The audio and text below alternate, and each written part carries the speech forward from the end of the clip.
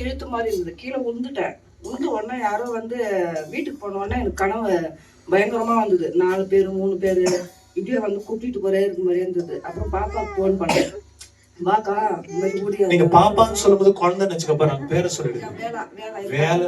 தங்கச்சி சொன்னாங்க, வாக்கா சர்ச்சுக்கு வாங்க நான் ப்ரேயர் பண்ணேன்னா அங்க வந்து கால் பண்ணேன். கால் பண்ணது பிறகு சொன்னாரு, இல்ல நீ சர்ச்சுக்கு வரணும், வந்த உடனே நீ ஜெபிக்கணும் அப்படின்னு சொல்லிட்டு அங்கிருந்து நேரா வந்த உடனே ஜெபிச்சாரு. வீட்டுக்கு போன உடனே என்னை விட்டு என்னமோ நான் போயிட்டு அவங்களுக்கு கொள்ற மாதிரி கனவு கண்டேன். நைட்டு கூட 4 பேர் வராங்க, நான் போயிட்டு அவங்களுக்கு இங்க ஒரு பாஸ் வச்சுக்கலாங்க. இவங்க கீழே விழுந்தாங்க, நடந்துச்சு நிகழ்ச்சி. அந்த 4 பேர் யாருன்னு தெரியல. ஆனா ஒரு மரத்துக்கு கீழே நான் அவங்களோட பேசும்போது ஒரு மரத்துக்கு கீழே ஒரு பூஜாரி, அந்த பூஜாரி என்ன செய்தானா ஒரு பள்ளத்தை தோண்டிட்டு இவங்களுக்கு என்ன பண்ணிருக்கிறாங்க, ஒரு மதத்தை ஓதி இருக்கிறாங்க. இதுக்கு முன்னால என்ன நடந்துச்சுன்னா பக்கத்து வீடு பாபு கலையரசின்னு சொல்லி 2 பேரும் இவங்களுக்கு விரோதமா சண்டை போட்டுருக்காங்க அந்த வாரம்.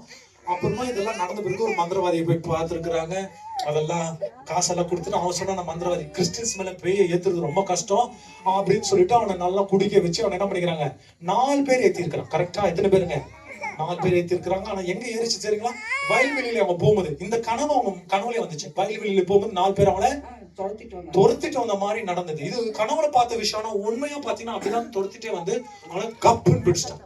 இது பிடிச்சது மட்டும் கிடையாது, இவங்க வண்டியில போகும்போது பிடிச்சு அவங்களை கொலை செய்யணும்னு இழுத்து விட்டது அந்த பிசாசுங்க தான். சோ ஆக்சிடென்ட் கூட நீங்க நினைச்சுக்காதீங்க தற்செயலா நடந்துச்சுன்னு. அது இல்லாத அவங்களுக்கு L5 நினைக்கிறேன், கீழே இருக்கிற எலும்பு கொஞ்சம் உடைஞ்சு போனதுங்க. ஆண்டவர் சுகமாக்கினார். விசுவாசிக்கிறார். கனவுல தட்டினீங்க. I have living testimony to tell you. நீ எவ்வளவு தூரம் இருந்தாலும் சரி நான் வர வச்சு அவங்க சுகமாக்கி ஒரு அனுபவம். சிஸ்டர் உங்களுக்கு எவ்வளவு பணம் நாங்க வாங்கினோம் சிஸ்டர்? இல்ல காணிக்கே கொடுக்கல. ஏன்னா நிறைய பேர் நீங்க நினைத்து கொடுக்கிறேன் ஹாஸ்பிடல் ரொம்ப செலவாயிடுச்சு, அதனால நான் ஒரு பாரத்தோட தான் வந்தேங்க. சோ இந்த சர்ச் காணிக்கை வாங்குற சபை கிடையாது. இது யாராலும் சரி. சகோதரர் துளசி பிரதர் கூட நான் சந்தித்து வந்தேன். எனக்கு காஃபி குடிக்கிறதுக்கு இங்க ரொம்ப நல்ல காஃபி சென்ட்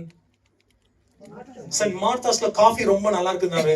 எனக்கு முன்னாலேயே ரஜினி பிரதர் என்ன பண்ணாரு, அன்னைக்கு அது காஃபி தான் வாங்கி கொடுத்தாரு. எப்போதுமே டீ வாங்கி கொடுக்குறவரு. நாங்க 2 பேரும் ஒரு ஸ்பாட்ல நின்று நாங்க ஒரு காஃபி குடிச்சுட்டு தான் போனோம். நான் அவர்கிட்ட சொன்ன பிரதர், நாங்க ஏற்கனவே சாப்பிட்டு வந்தவர், தேங்க்யூ பிரதர். நிறைவோட போறோம். என்ன நிறைவோட போறோம்? ஆண்டவர் எங்களோட ஜெபங்களை கேட்டிருக்கிறான்ற நிறைவோட. So we never come to your home for expectations. நான் பணம் செய்யணும்னு நினைச்சுன்னா வேற மாதிரி செய்யலாம். அந்த ஊழியம் எனக்கு ஆண்டவர் என்ன பண்ணலைங்க, கொடுக்கல. விசுவாசிக்கிறீங்களா? சோ உங்க ஊழியக்காரர் எப்பொழுதுமே பணத்துக்கு பின்னால, கொரோனா நேரத்துல உங்க வீட்டுக்கு முன்னால வராதுங்க, இப்போ வரமா நான் கேளுங்க. சோ காட் அந்த மாதிரி ஊழியத்தை கொடுக்கல. ஆனா ஜெபிக்கிற ஊழியம் நான் எப்போதுமே சொல்றேன், என் சபை இவ்வளவு நல்லா ஆனது காரணம் நான் இல்லை, இவ்வளவு நல்லா இருக்கா என் சபை தான். என் சபை ஜெபத்தினால தான்